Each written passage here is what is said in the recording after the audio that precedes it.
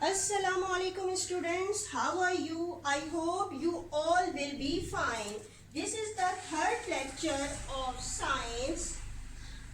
You have already learned about parts of a seed in a previous lecture.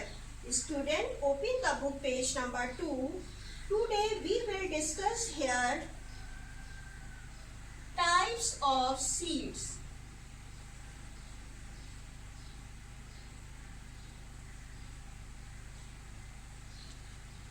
Seeds are divided into the two types.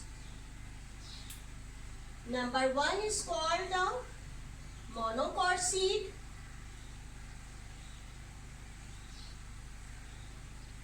And another seed is called the dicot seed.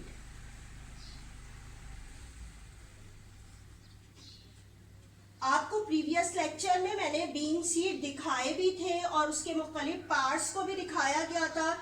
Board पे भी मैंने उसको पहले आपके मुख्तलिफ जो seed के parts थे वो शो किए थे और उसके बाद रियल भी सीड्स आपको शो करके दिखाया गया था. अब यहाँ पे जो इसकी टाइप्स ऑफ सीड जब इसको एक्सप्लेन कर रहे हैं तो वो प्रीवियस लेक्चर से ही इसका लिंक है. तो अब सबसे पहले मैं आपको बता रही हूँ कि डाइकॉट सीड क्या होता है. Dicot seed, a seed with a two seed leaves or a cotyledon is called the dicot seed. ये क्या बताया, यानी कि ऐसे सीड जो कि दो सीड लीव या कॉटिलीडन मौजूद हो उसे डाइकॉट सीड कहते हैं. प्रीवियस लेक्चर आपको याद हो कि उसमें मैंने आपको समझाया था कि जिस तरह मैंने कौन सा सीड लिया था, बीन सीड लिया था. ठीक है, ये बीन सीड लिया था. इसका कलर क्या था, महरून कलर का था. ठीक है, ये पूरा महरून कलर का सीड था. अगर ये वाला जो सीड था इसको मैंने क्या बताया था कि आप पानी में इसको भिगो दें और चंद घंटों के बाद आप इसका ऊपर की कवरिंग रिमूव करें तो आपको दो पार्ट्स नजर आएंगे. ये जो कवरिंग थी, इस कवरिंग को क्या नाम दिया गया था, मैंने इसको क्या कहा था आपसे, सीड कोट कहते हैं इसको. ठीक है, ये सीड कोट कहलाता है. जब हम इसको रिमूव कर दिया था तो सीड जो होता है वो किस तरीके से नजर आ रहा था, इस तरह से दो पार्ट्स हमें मिल गए थे, इक्वल पार्ट्स थे वो. ठीक है, ये किडनी शेप होता है बीन सीड, तो ये क्या हमें दो इक्वल पार्ट्स में लेते हैं इस तरह. ठीक है, ये दो इक्वल पार्ट में लेते हैं और इसके अंदर जो है वो बेबी प्लांट मौजूद होता है. ठीक है, वो भी था. अब यहाँ पे बात हो रही है दो पार्ट्स की. तो सीड कोट रिमूव होने के बाद जो दो पार्ट्स आपको नजर आए थे ये इक्वल थे. तो ऐसा सीड जिसके सीड कोट रिमूव करने के बाद दो बराबर हिस्सों में डिवाइड हुआ नजर आए तो ये कहला रहा होता है डाइकॉट सीड. यानी कि जो दो बराबर हिस्से थे इसको क्या कहते हैं, कॉटिलीडन्स. या फिर इसको हम क्या भी कहते थे, क्या बताया था, सीड लीव्स. ठीक है, अब ये क्या चीज है, दोबारा समझ ले. सीड कोट किसको कहा जाता है, ऐसा सीड जब अगर सीड कोट रिमूव करने के बाद सीड दो बराबर इक्वल पार्ट्स में नजर आए, जो ये दो इक्वल पार्ट है कॉटिलीडन या सीड लीव्स कहलाते हैं, ये दो इक्वल पार्ट्स में हो तो ऐसे सीड को क्या कहते हैं, डाइकॉट सीड. इसकी एग्जाम्पल क्या है, एक तो हो गई ये बीन सीड और इसकी सेकेंड एग्जाम्पल होती है ग्रैम सीड. ये किस शेप का होता है, ये इस तरीके से होता है, पूरा राउंड तो नहीं होता, इस तरीके से होता है ये. और कैसा कलर होता है इसका, ऑफ वाइट कलर होता है, जिसको आप चने कहलाते हैं, जो आप खाते भी हैं. व्हाइट कलर के भी होते हैं और यानी कि ऑफ वाइट कलर भी होता है, ब्लैक कलर की भी होती है. ग्रैम सीड, ये दोनों किसकी एग्जाम्पल है, डाइकॉट सीड की. यानी कि ये भी एग्जाम्पल और ये भी एग्जाम्पल किसकी है, डाइकॉट सीड की. ठीक है, अब आ जाते हैं मोनोकॉट सीड के ऊपर. मोनोकॉट सीड क्या होते हैं कि a seed with a single seed leaf or cotyledon is called the monocot seed. यानी कि अगर हम सीड कोट को रिमूव करें तो जो अगर सीड मिलता है, यानी कि जो उसका कॉटिलीडन होता है या सीड लीफ होता है, वो क्या होता है, सिर्फ एक सिंगल पार्ट्स पे ही मुश्तमिल होता है. फॉर एग्जाम्पल राइस सबने देखे होंगे, खाए भी होंगे. तो आप देखेंगे ये जो होता है सिंगल होता है, अगर आप इसको फोर्स लगा के तोड़ दें तो वो दो या तीन जितने भी हिस्सों में टूट जाएगा, छोटे बड़े, लेकिन कोई अगर ये जो है आपको इक्वल पार्ट्स में नजर नहीं आएगा। ठीक है, इसके ऊपर भी यानी कि जो राइस आप जो खाते हैं, जो घर पे आते हैं, तो वो तो आप देखते हैं कि इसके ऊपर कवरिंग नहीं होती, लेकिन वैसे जो हो रहा होता है इसके ऊपर कवरिंग होती है, उसको उतार के उसको हटा के आप तक जो है वो पहुंच रहे हैं। लेकिन वो क्या होता है, वो जो कवरिंग होती है उसको हटाने के बाद सीड एक ही कॉटिलीडन पे मुश्तमिल होता है। तो ऐसी सीड को क्या कहा जाता है, मोनोकॉट सीड कहा जाता है। इसकी एग्जाम्पल एक तो राइस हो गए, इसके अलावा होती है इसकी एग्जाम्पल कॉर्न, जैसे मेज भी कहा जाता है, कॉर्न और मेज। ये भी क्या होता है, ये जो होता है ये सिंगल सीड पर होता है। इसके अलावा वीट की एग्जाम्पल है, यानी कि आपको अच्छी तरह समझ में आ गया होगा। मोनोकॉट सीड और डाइकॉट क्या होता है, मोनोकॉट जो होता है ये सिर्फ एक सीड लीफ पर मुश्तमिल होता है या कॉटिलीडन, और जो डाइकॉट सीड होता है ये 2 कॉटिलीडन्स पर मुश्तमिल होता है। और इस तरह ये जो टॉपिक था आपका ये वाला कौन सा कंप्लीट हुआ है अभी, types of seed. These are the different examples of monocot seed: rice, corn or maize, and wheat is also a monocot seed. These are the different examples of dicot seed, bean seed,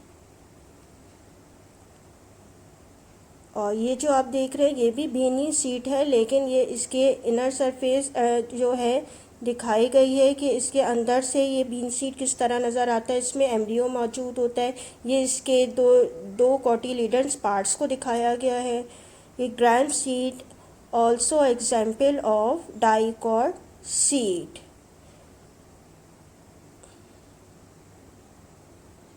now class 5 moving on the topic germination of seed.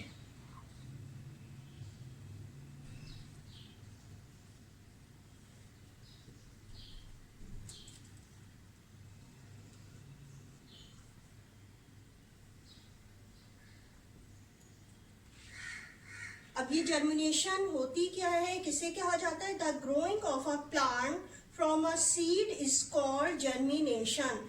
क्या बताए, the growing of a plant यानी कि plant का grow होना किस चीज से, from the seed. Seed से जो प्लांट ग्रो होता है वो प्रोसेस क्या कहला रहा होता है, जर्मिनेशन ऑफ सीड। ठीक है, अब जो प्लांट सीड प्रोड्यूस करते हैं वो क्या होता है कि तमाम की तमाम ही सीड जो होते हैं वो प्लांट नहीं बन जाते।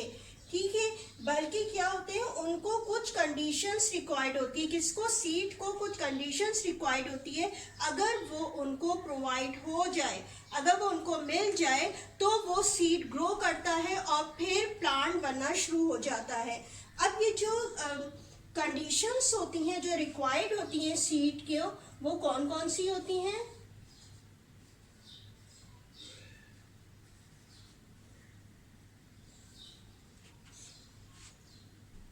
फर्स्ट जो इसे रिक्वायर्ड होती है कंडीशन, यानी कि किसी भी सीड के लिए सबसे पहले में चाहिए होती है सॉइल।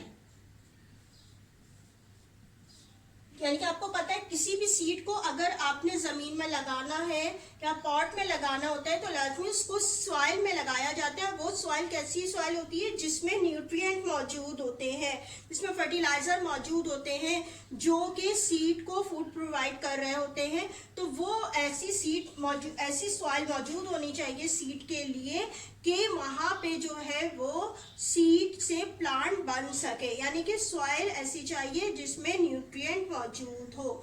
इसके अलावा इसे किस चीज की जरूरत होती है, कौन सी कंडीशन जरूरी होती है सीड को ग्रो करने के लिए। Number 2, air.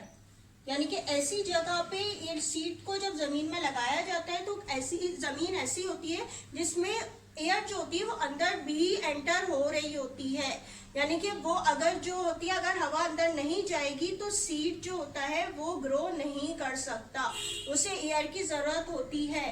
तो यानी कि जो आप ऐसी जमीन में डालते हैं जिसमें कि सीड ऐसी जमीन में डाला जाता है जहां पे एयर भी उस तक पहुंच सके।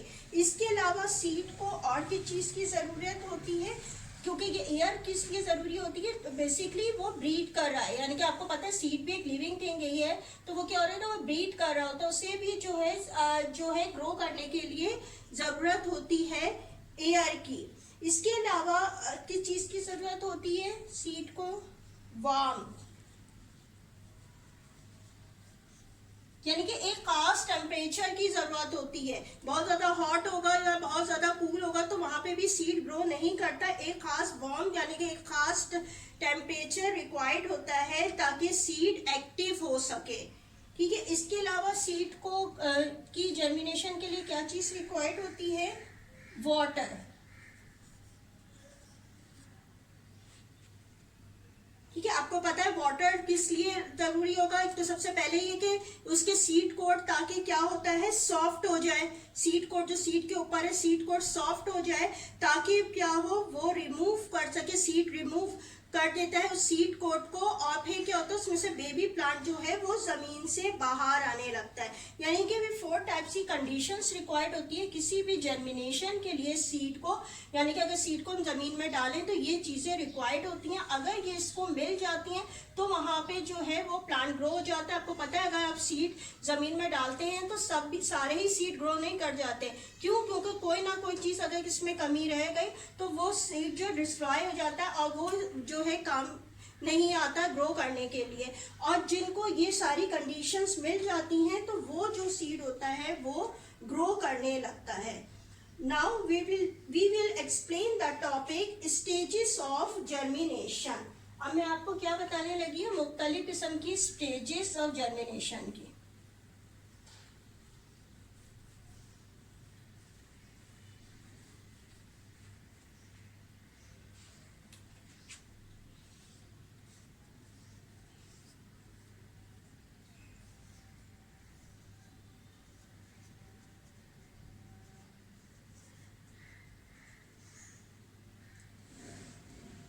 यानी कि स्टेजेस ऑफ जर्मिनेशन क्या होंगी कि अगर आप क्या करें, कोई भी सीड लें, फॉर एग्जाम्पल जैसे आपने बीन सीड ही लिया, ठीक है, इसको क्या करा कि ये क्या चीज में है, ये मैं शो कर रही हूँ सॉइल सरफेस, यानी कि जमीन के ऊपर का हिस्सा है और ये जमीन के नीचे की तरफ का हिस्सा है। ठीक है, ये एक जो है लेयर शो की जा रही है सॉइल की, जहाँ पे हमने सीड लगाना है। तो अब क्या होता है, सबसे पहले अगर हम इस तरीके से है कि ये बीन सीड हमने लिया और इसको जमीन के अंदर लगा दिया, ठीक है, ये फर्स्ट स्टेज है। ठीक है, ये बीन सीड हमने लिया और इसको जमीन के नीचे जो है डाल दिया, थोड़ी सी मिट्टी हटा के उसको नीचे दबा दिया और फिर इसके ऊपर जो है वो सॉइल मौजूद है। तो इसके लिए मैंने क्या चीज बताई कि आपको ऐसी जगह हो कि आपको तो सॉइल तो मिल गया, इसके अलावा क्या है, वार्म के लिए यानी कि टेम्परेचर के लिए जरूरी है कि यहाँ पे ऐसी जगह पे लगाया जाए जहां से सनलाइट भी इस तक पहुंच रही हो।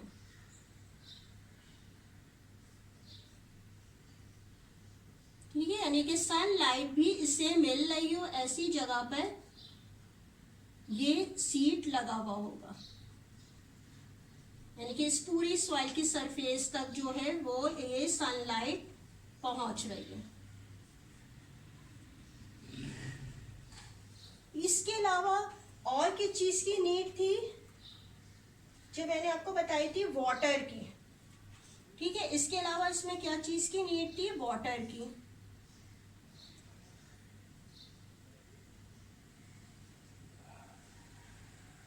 कि हम जो है रोजाना ऐसी जगह पे जहाँ पे भी सॉइल का है इसको वाटर भी मिल रहा हो।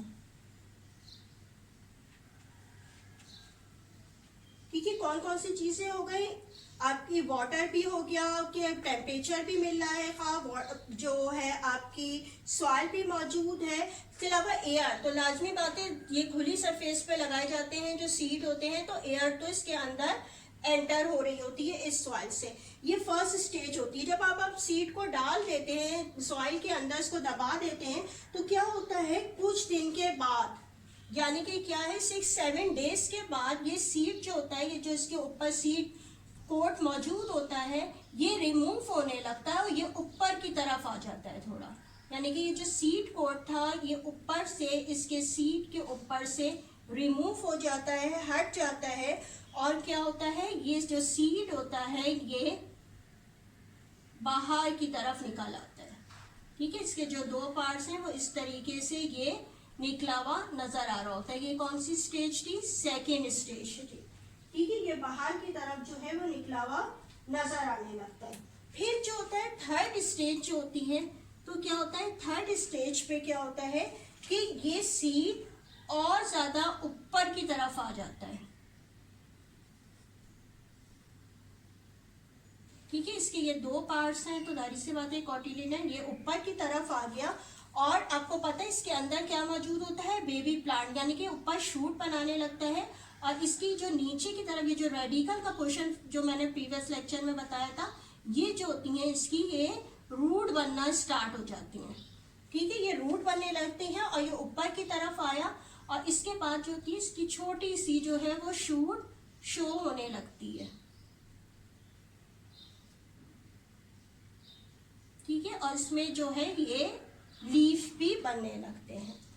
अब जब फोर्थ स्टेज आती है तो फोर्थ स्टेज पे क्या हो जाता है, यानी कि कुछ अर्से के बाद फिर, यानी कि ये टाइम टू टाइम, यानी कि 5-6 डेज के बाद आपको ऐसा नजर आ रहा है, इसके बाद फिर ऐसा होगा 5 डेज या 1 वीक के बाद आपको फिर ऐसा नजर आएगा, फिर 1 और 2 वीक्स जो होते हैं गुजरने के बाद आपको क्या नजर आएगा, ये एक छोटा सा प्लांट बन गया है। यानी कि क्या हुआ है कि इसकी जो है रूट्स जो होती हैं और ज्यादा जमीन पे फैल जाती हैं। इस तरीके से ये रूट्स कौन बना रहा था, आपको बताया था मैंने, बेबी प्लांट में क्या मौजूद होते हैं, रेडिकल, जो कि ये रूट्स को बनाते हैं। ठीक है, और ऊपर की तरफ क्या बन जाती है, छोटी सी शूट बन जाती है। ये जो सीड होते हैं ये जो है वो गिर जाते हैं, रिमूव हो जाते हैं। इसमें बीन सीड की बात हो रही है। ठीक है, और जो इसके शूट्स बन जाती हैं और इस पे क्या होते हैं, लीफ नजर आने लगते हैं। इतने बड़े बड़े से जो है वो लीफ, छोटे बड़े हर साइज के आपको जो है इसमें इस तरीके से नजर आएंगे। ये प्रोसेस कौन सा मैं आपको समझा रही हूँ, जर्मिनेशन ऑफ सीड, यानी कि जब सीड को जमीन पे लगाते हैं तो उसके बाद हमें ये किस तरह नजर आ रहा होता है। ठीक है, ये फोर्थ स्टेज थे। ठीक है, ये आपको जो है डिफरेंट स्टेज बताई गई कि सीड के किस तरीके से, पहले जब सीड लगाते हैं कुछ अर्से के बाद ये जो होता है ये सीड कोट रिमूव होता है, सीड जो थोड़ा सा ऊपर की साइड पे आ जाएगा, इसके अंदर जो है वो बेबी प्लांट मौजूद होता है रेडी पहले ही से। फिर वो क्या होता है, फिर वो और ऊपर की तरफ आता है। ठीक है, फिर इसकी जो शूट जब बन जाती है तो ये जो सीड कोट्स होते हैं ये जो होते हैं वो रिमूव हो जाते हैं, यानी कि जो है ड्राई हो जाएंगे और फिर ये गिर जाएंगे, खत्म हो जाएंगे। अब ये काम जो होता है असल में ये क्या हो रहा है, ये सीड इस वक्त फूड प्रोवाइड कर रहा होता है इसको। ठीक है, प्लांट को जब इसके लीफ बन गए तो लाजमी बात है ये खुद ही जो है अपनी फूड प्रिपेयर कर रहा है, तो ये जो होते हैं रिमूव हो जाते हैं और इसका प्लांट जो है बढ़ता चला जाता है। यानी कि ये जो आपको बताई गई है ये क्या थी, पूरा का पूरा जो प्रोसेस आपको समझाया, ये क्या है, स्टेजेस ऑफ जर्मिनेशन। जी क्लास 5, आप अपना होमवर्क देख लें, रिटर्न होमवर्क आपने किस तरह करना है। जो आप प्रीवियस लेक्चर थे उसमें मैंने आपको जो है बुक वर्क या एक एक्टिविटी दी थी करने के लिए। आज मैं आपको दे रही हूँ कि कॉपी पे किस तरीके से काम करना है। आपके पास लाजमी कॉपी ये सभी नहीं होंगी, तो पहले भी बताया था कि पेजेस ले लीजिए, इसको स्टेपलर कर लें और साइंस की सिर्फ जो है वो अलग बनाइएगा हर सब्जेक्ट की इसी तरह। अब सबसे पहले क्या करेंगे, साइंस के लिए मिड टर्म का एक टाइटल पेज बना लीजिएगा। इसके बाद आपको सिलेबस लिखना है जो मैं आपको पहले भी लिखवा चुकी हूँ, दोबारा देख लीजिए अगर किसी ने नहीं लिखा। बायोलॉजी की हेडिंग डाल के उसके 3 चैप्टर, केमिस्ट्री के फिर 2 चैप्टर्स और फिर फिज़िक्स का एक। इसी तरह हेडिंग वाइज आपने ये कॉपी कर लेने हैं, सिलेबस जो है आपका मिड टर्म। इसके बाद आपको पता है कि फर्स्ट चैप्टर स्टार्ट किया है growing plant for food biology का, तो लाजमी बात है इसके जो है आप टैग बना लीजिएगा, एक जो है बायोलॉजी का आप टैग बना लीजिएगा कि आपका बायोलॉजी का चैप्टर स्टार्ट हुआ है, और उसके सामने आप मुख्तलिफ पिक्चर्स भी लगा सकते हैं जो बायोलॉजी से ही रिलेटेड होनी चाहिए, मीन्स यानी कि प्लांट्स और एनिमल्स के बारे में हम बायोलॉजी में पढ़ते हैं तो इसकी ही आप पिक्चर्स लगाइएगा। इसके अलावा ये ड्रॉ भी कर सकते हैं। इसके बाद आपने क्या करना है कि फर्स्ट चैप्टर स्टार्ट हुआ है ग्रोइंग प्लांट्स फॉर फूड। ठीक है, इसका टाइटल पेज आपका बन गया। आप इसमें क्या करना है, आपने क्वेश्चन नंबर 1 देख लीजिए क्या है, what are the different ways by which plant reproduce. ठीक है, क्वेश्चन है, इसका आंसर क्या होगा, different ways of plant reproduce. ठीक है, हेडिंग हो जाएगी, इसके बाद ये इसका आंसर यहाँ पे लिखा हुआ है, plant reproduce in the following veg, from seed, from spores, from different parts of plants. ठीक है, ये आप इस तरह लिख लेंगे। इसके बाद क्वेश्चन नंबर 2 देखिए, define monocot seed, also give 2 examples and draw diagrams.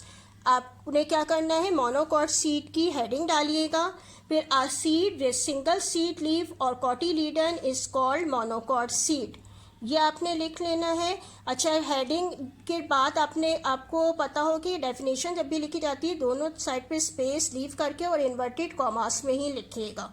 ठीक है, इसके बाद इसकी एग्जाम्पल जो 2 हैं, कॉर्न एंड राइस। ठीक है, ये आपने लिख ली। इसमें आपको क्या भी अभी क्वेश्चन का आंसर कंप्लीट नहीं हुआ, क्या है, डायग्राम भी थी बनानी।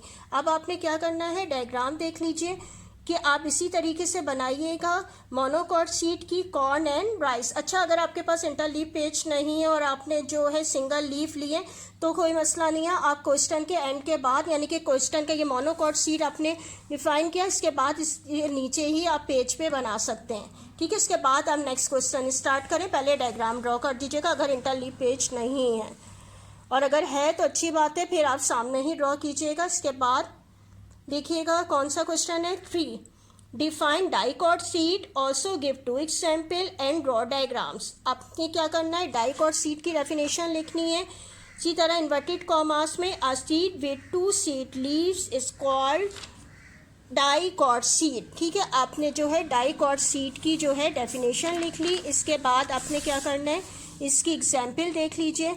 एग्जाम्पल आपकी क्या है, बीन एंड ग्राम, ये आपने एग्जाम्पल लिख लीजिएगा। ठीक है, इसकी भी डायग्राम है, डायग्राम देख लीजिए आपने। इसी तरीके से डाइकॉट सीड की आप हेडिंग डालेंगे, बीन सीड है और ये ग्राम है। ठीक है, आपको इसी तरह कलर भी कीजिएगा इसमें और इसको ड्रॉ कर लीजिएगा, यानी कि आपको क्वेश्चन नंबर 3 तक मैंने अभी आपको समझा दिया है, या आप कर लीजिएगा, और जो टाइटल पेज वगैरह है वो भी बना लीजिएगा। ठीक है, इसके बाद जो है वो फिर नेक्स्ट जो लेक्चर होगा उसमें जो है आगे के क्वेश्चन आंसर आपको बताऊंगी, जो आपने पार्ट्स ऑफ अ सीट वगैरह किए हैं उसके भी क्वेश्चंस आपको समझा दूंगी। अभी तो फिलहाल आपने यहाँ क्वेश्चन नंबर 3 तक करना है। I hope you have understand the topic and also homework. Remaining chapter will be explain in the next class. Thank you and Allah Hafiz.